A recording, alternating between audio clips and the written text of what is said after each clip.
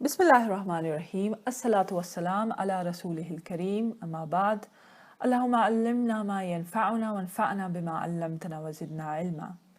This is going to be an online course on Prophet Ibrahim alayhi salam's dream. Muslims all over the world commemorate the event of Prophet Ibrahim and the dream that he saw and the event that followed that dream. We celebrate it as Eid al Adha all over the world. But what exactly is the reality of that dream? What does that dream actually mean, signify? And how can we understand it better? So, are dreams a window into the future? What is the reality of dreams? How can we understand them? Are dreams an insight into the unseen future?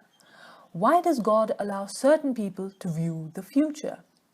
What does modern neuroscience have to say about it? Now, we know that science has attempted to unravel this mystery, that we experience for at least 1/3 of our lives we are asleep, and this is what we go through. But the domain of research remains limited to only normal night visions that help in memory consolidation, influenced by overall cognitive behavior. That's pretty much what science has to say about dreams. But there's a particular type of a dream, which is called ru'ya sadiqa in Islamic literature. What about seeing? Now, let's describe what that is. Seeing something in your dream, and that thing actually happens after some time. Bit by bit, whatever you saw in your dream, bit by bit, detail by detail, you see your dream playing out in real life. So this is called ru'ya sadiqa, or a true vision in Islam. So there are many dreams that have been mentioned in the Quran, but the one that has a deep impact on the history of our civilization is the dream of Prophet Abraham. It's not just about Eid al Adha, but it has a deep impact on the entire historical process with regards to the Muslim civilization. So this is the dream of Prophet Abraham sacrificing his son. We celebrate Eid al Adha, of course, commemorating the momentous event that followed from a dream. That should tell you the significance of dreams in Islam.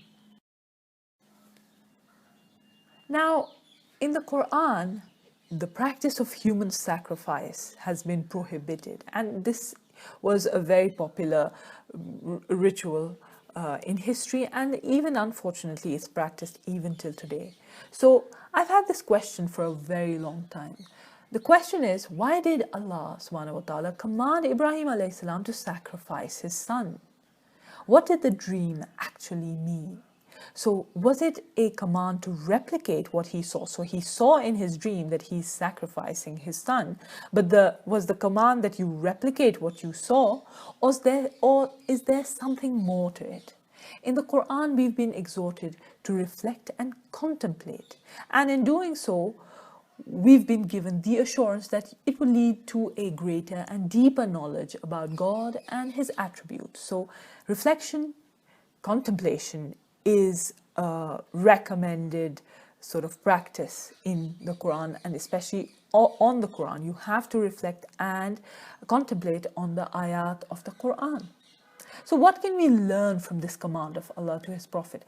What makes the understanding of this dream difficult, I mean, if you ask me, is that Allah Most High prohibits the practices of human sacrifice and even killing of one's children in the Quran explicitly. So that's the problem with understanding this dream, is that throughout the Quran you have a prohibition on sacrificing one's children or any sort of human sacrifice.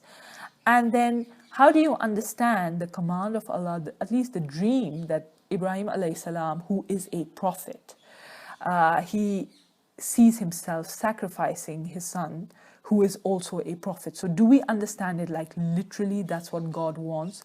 Because if we do that, there is prohibition all over the Quran when it comes to human sacrifice, and especially killing of people, killing of children. So for example, in the ayat, from Surah An'am, you have the ayat that says that those are lost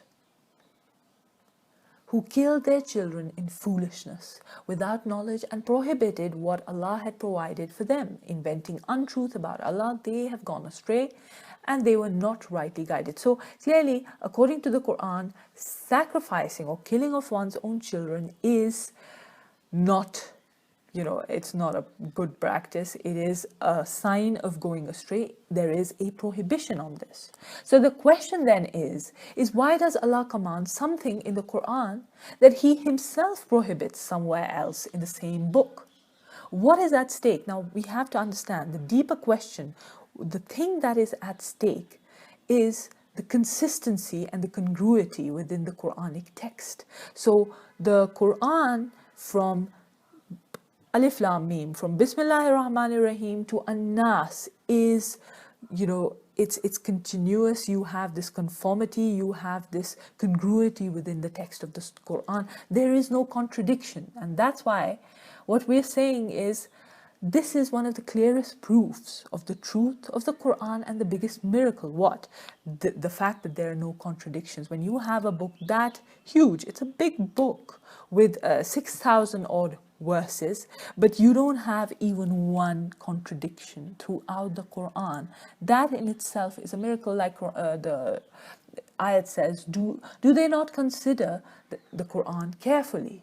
So do they not ponder and reflect? Had it been from other than Allah, had the Quran been from other than Allah, there would surely have been therein much contradiction, a lot of incongruity, a lot of inconformity. An author says something here, somewhere else there is a contradiction on the same thing, but you don't have that in the Quran. But this idea, this understanding of Ibrahim alayhi salam's dream, does bring about a sort of, there is something amiss here. There has to be an explanation to it. So we're going to find out it's not really the Quran, it's the understanding or the interpretation of that ayat.